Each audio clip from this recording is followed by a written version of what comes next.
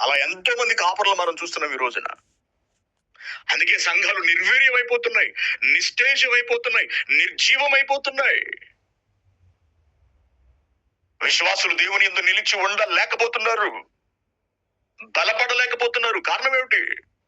నువ్వు ఖండించి చెప్పట్లేదు, నువ్వు గద్దించి చెప్పట్లేదు, తప్పును తప్పుగా నువ్వు బోధించట్లేదు.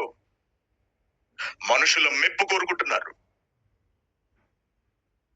సంఘం నుండి వెళ్ళిపోతారేమో, చెదిరిపోతారేమో అని భయపడిపోతున్నారు. ఒక వ్యక్తి సంఘం నుండి చెదిరాడంటే వాడు దేవుడి నుండి చెదిరిపోతున్నాడని అర్థం.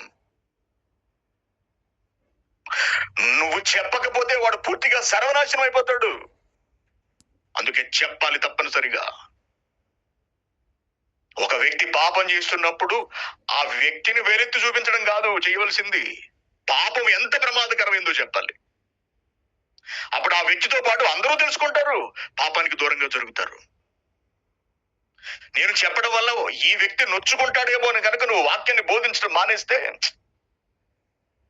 నువ్వు కాపర్ అనే పేరును కోల్పోతావు. ఏమంటే ఒక కుటుంబంలో తండ్రి ఎంతో ఒక సంఘానికి కాపర్ అంతటి వాడండి. తన బిడ్డలు దారి తప్పుతున్నప్పుడు ఏ తండ్రి చెప్పకుండా ఉండగలడు? ఏ తండ్రి మందలించకుండా ఉండగలడు? ఏ తండ్రి గద్దించకుండా ఉండగలడు చెప్పండి?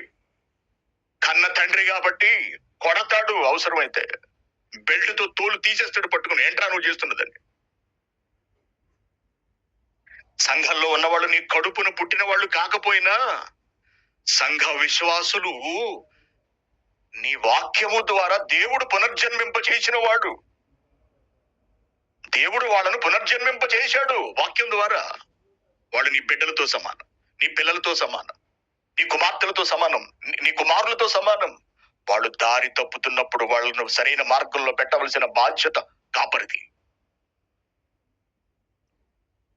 ఇలా ఆలోచించి సత్యాన్ని ఖండితంగా బోధించవలసినటువంటి బోధకులు ఈ రోజున పోగు చేసుకుంటున్నారు. మనుషులను పోగు చేసుకోవడం.